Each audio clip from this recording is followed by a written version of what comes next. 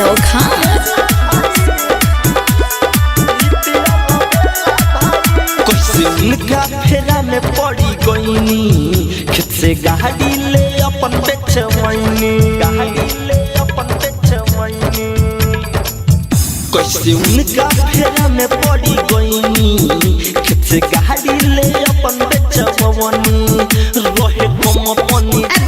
बुआई देले बिया रहे कम पानी बुआई देले बिया हमके कही चला चला भाई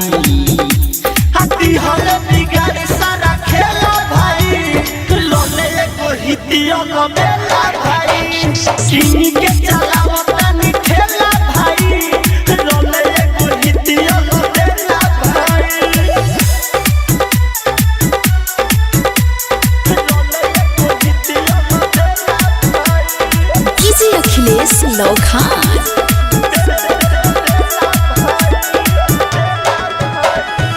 न जाने धोखा काहे हमरा के दिहले घर से लेके मजा दिल्ली ले लिहले कब फ्लाइट कब ट्रेन से गईले हमरा लाया जोले कुछो न कोइले हमरा लाया जोले कुछो न कोइले न जाने धोखा काहे हमरा के दिहले घर से लेके मजा दिल्ली ले लिहले कब फ्लाइट कब ट्रेन से गईले हमरा ला जोले कुछो न कोइले बड़ा सपना देखा के चना झाड़ पर चढ़ा के बड़ा सपना देखा के चना झाड़ पर चढ़ा के कोई देले देला देला भाई हाथी हमें भी गाड़ी सारा खेला भाई रोले एगो हितिया लबेला भाई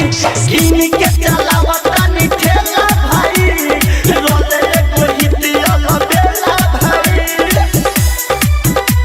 रोले एगो हितिया लबेला भाई किन के चलावता नि डीजे अखिलेश लोखान।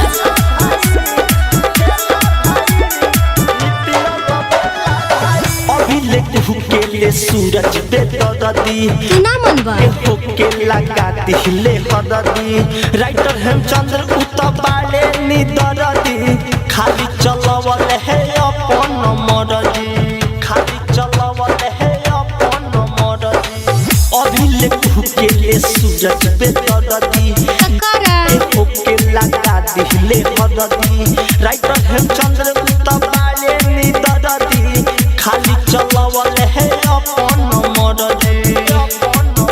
हम कोई विश्वास मोर तोड़ा देले आस हम कोई विश्वास हमर तोड़ा देले आस हाथ धरा देले केला भाई हाथी हरे बिगाड़ी सारा खेला भाई रोले को हितिया लबेला भाई किनी